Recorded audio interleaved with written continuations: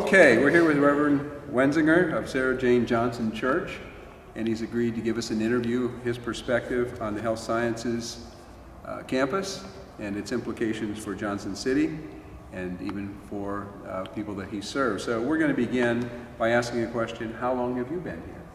I've been here a little over 2 years. I'm officially an interim pastor. Looks like we may be extending it to 4. The initial thought was 2 years. We're going to probably go to 4. We've been approved for 3. It goes 1 year at a time. Okay. We're going to start out with, some people would think, the negative, but we're wondering what problems you see, if any, in the neighborhood, which from where we are to Main Street, including Main Street, what are some of the issues, problems of Johnson City? Well, there's lots of problems in Johnson City. First of all, there's a lot of empty storefronts, and of course that doesn't help anybody. It encourages people to just hang out, which is not necessarily bad in and of itself, but it doesn't help. It also, it allows buildings to run down, and it makes so there's not much respect for the property that's there. So that'd be the first and real obvious problem. I lived in Johnson City when my wife and I were first married 41 years ago on the north side, but downtown Johnson City, you could come shop here back then. Not much you can do but go to a diner or something today. Another really significant issue is, for us it's both a positive and a negative, but there's an awful lot of low-income people. I think the significant negative is not that they're here, but that the housing stock is so poor and code enforcement is almost non-existent. Mm-hmm. But the town of Union I don't think is doing very much. And landlords aren't being cited, or at least whatever they're being cited for is not meaningful. I can give you a couple of interesting stories. We had one of our Tuesday night congregation guests comes for the dinner and worship on Tuesday night, a year and a half ago now, has had a room in one of the roughest places. I mean, it's an address that the police know, everybody knows. And he had complained to his landlord about dripping and problems with his ceiling and so on. And one night, or one afternoon or evening, he's in his apartment and the whole ceiling collapsed. And it was sewage from the toilet upstairs, and he couldn't stay there. In fact, I guess the weather was warm enough, so he ended up sleeping on a park bench and getting a ticket from the village for being on the park bench. Nobody seems to be trying to solve the problems, they're just trying to push them away. I think those are our biggest issues. Any social problems on the street? Well, certainly there's drugs everywhere. Everybody's aware of that. Also, I think since we have a fairly high percentage of the population right in the downtown area that are low income, low education, and in many cases with disabilities, physical or developmental disabilities, we get some challenges, and as the weather gets warmer, we can have a fight in the parking lot, or people mm-hmm. Some of them just don't have the tools to get along, and so there's some real need for social services. We provide a little. We're looking at some ways to provide some more. I was over at the university last week for a tabling event to recruit students mm-hmm. to volunteer. I forget the name of the event, but talked with a woman who runs a program that sends out interns. So we're going to try to arrange a social work intern to be around when we have programs running. They get some credit, we get some support in the community. Okay. Now we're going to shift to the Binghamton University presence, the health science campus. And we'll start out with, what do you see as the positive impacts of having it as your neighbor here? What do you see as the positive impacts? Well, clearly it's going to bring some money and business and to the community. And I know some of it's going to take a long time, but one imagines certainly that there will be commercial operations coming as well. And also, you know, the university folks have suggested that's a high likelihood. They can't promise anything, but with a pharmacy school, there's likely to be research and other development that comes into the community. And of course, that will help tax bases. You know, that's not all non-for-profit stuff. So we imagine that'll help the tax base, but it'll also upgrade housing and fix up the neighborhoods in a lot of positive ways.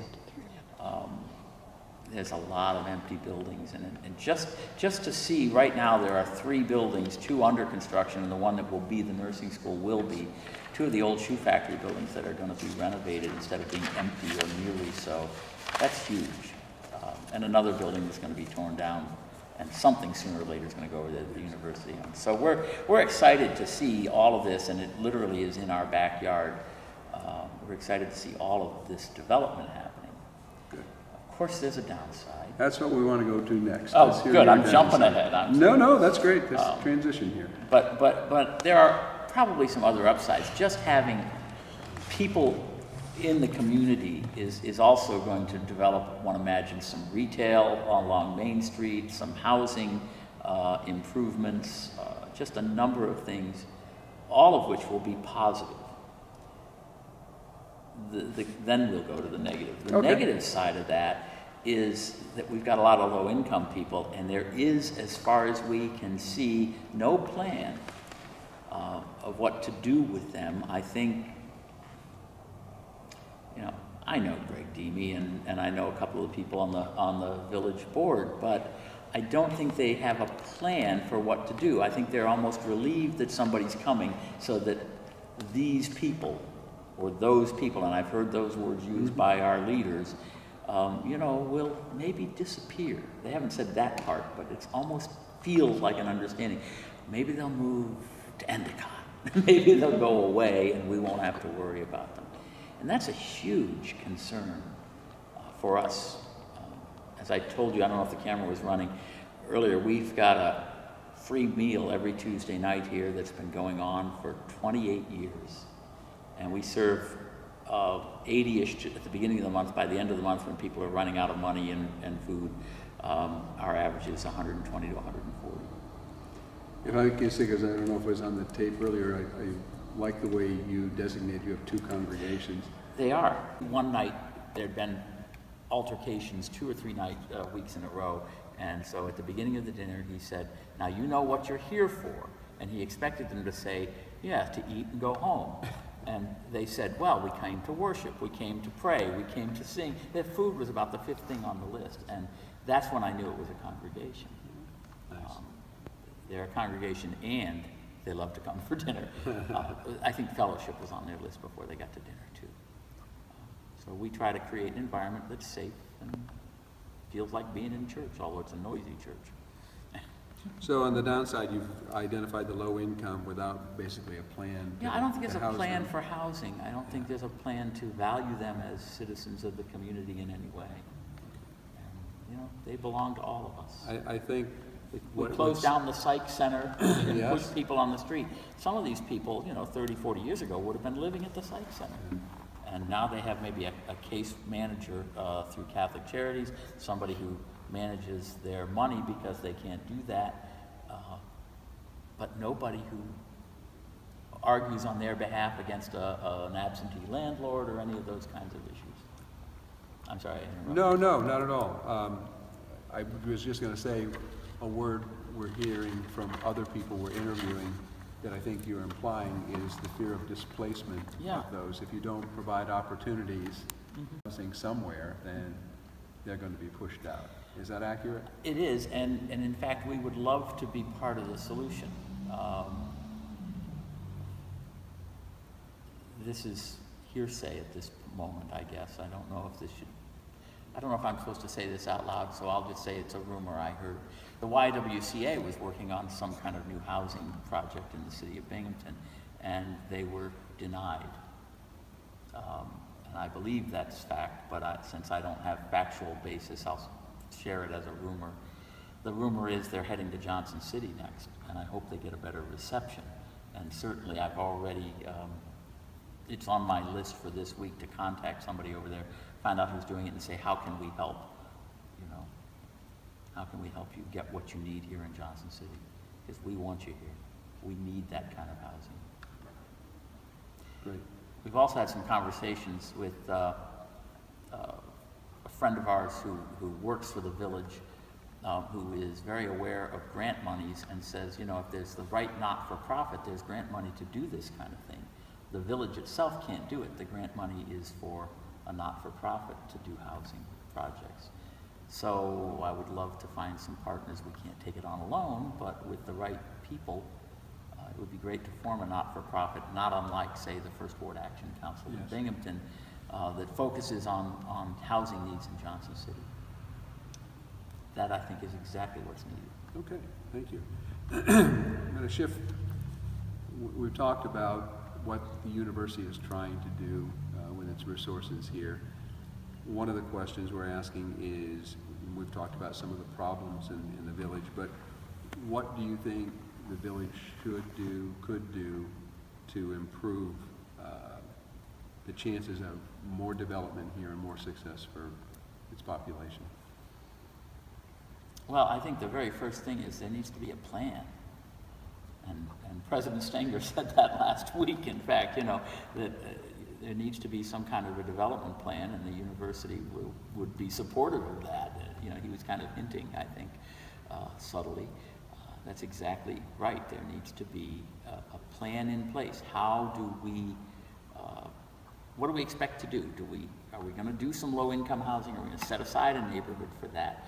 Are we going to enforce building codes? Are we going to say this part of Johnson City around the schools is going to be saved for some new industrial development, and we expect that to come? But there's no plan as far as anybody knows. So I think that's what the village has got to do. And then they have to enforce the laws that are already here, the code, building codes. Good. So we have one last question here, and that is, we're asking, we interview households as well as businesses and churches and synagogues, etc. How much attachment they feel to Johnson City on a scale 1 to 10, 1 being very little, 10 being the most. What number between 1 and 10 would you pick in terms of your attachment to Johnson City as a place? That's a hard question for me, because personally I'm probably about a 4 or 5, you know. But as pastor of this church, I'm about an 11 or 12. This church identifies with Johnson City, and most interestingly, I'd say 80% of our members do not live in Johnson City anymore. Interesting. Maybe that's a little high. It might be 60%. But you know, the people who come on Sundays come from, you know, the west side of Binghamton, Vestal. Some live up in the retirement community at Hilltop, and you know, I guess that's still Johnson City. But they certainly aren't neighborhood people. They were, and you know, as they've aged, they've moved to simpler places, or their neighborhood got crummy. I had one woman who lives on the west side, just over the city line. Her house burned because a tenant was making crystal meth. Moved her to a different neighborhood, but she's still active in the church. Yeah. So, you know, not quite Johnson City, but very close. And they were, you know, 2nd or 3rd generation members. I know we have a few who are a long time. Sure. My final question actually is, can we come back and interview you again as this thing evolves, so we can see how you feel over time? Absolutely. We'd love to. I'm not sure how long I'll be here. Like I said, I expect most of 2 more years. And it'll be less than 2 years from when we come back. All right, well, that's good. I do want to add something that you didn't ask about. Oh, sure, please. We have already had a meeting with the dean of the pharmacy school and 2 of the 3 department chairs. We've already had 2 activities, student activities here, in the form of immunization, education, and flu shot clinics in partnership with local pharmacies. Nice. And the 3rd one is tonight. And we set them up Tuesdays after we have our free dinner, so people can come. And so that piece of it, we're also feeling very positive about. The students are going to be able to offer something to our low-income folks that we just hadn't even imagined. But we asked for a meeting just for the purpose of saying, well, what can we do together? How can we help you? How can you help us? You know, how can we? We call that town-gown relations. Yes. Which is a theme of, I had to summarize this talk we've had, you want to help, and I think that's what we be partners in this in any way we can. Great. And in fact, our small and aging congregation, our primary Sunday congregation, is very supportive of all of this. Great. We have actually, one more. I'm going to run you out of video here. But we have actually hired an associate, a part-time associate pastor. She's a seminary senior, but she didn't rush through it. She's 30-ish. And she's been hired to build relationships with the people who move in and build a third congregation, essentially. Wow. Potentially in more non-traditional form. The first expression of which is going to be a conversation group that starts at the Binghamton Brewing Company, which is this Thursday night, and it'll be a Thursday night. Pints and Ponderings, we call it. I like so that. we're on our way with that. She's also teaching a free yoga class because she's a certified instructor. So we're just, and then I mentioned we're going to turn this area in the back into a coffee house open for students, quiet study space, conversation space. I think that's terrific. So we're ready, we're working on plans, we're improving, just to be welcoming to our new friends and neighbors. Thank you so much for your time. Very much appreciated. You're very welcome. I hope I didn't talk too long. You did not. I do that. You had a lot to say. Thanks again. All right, you're welcome.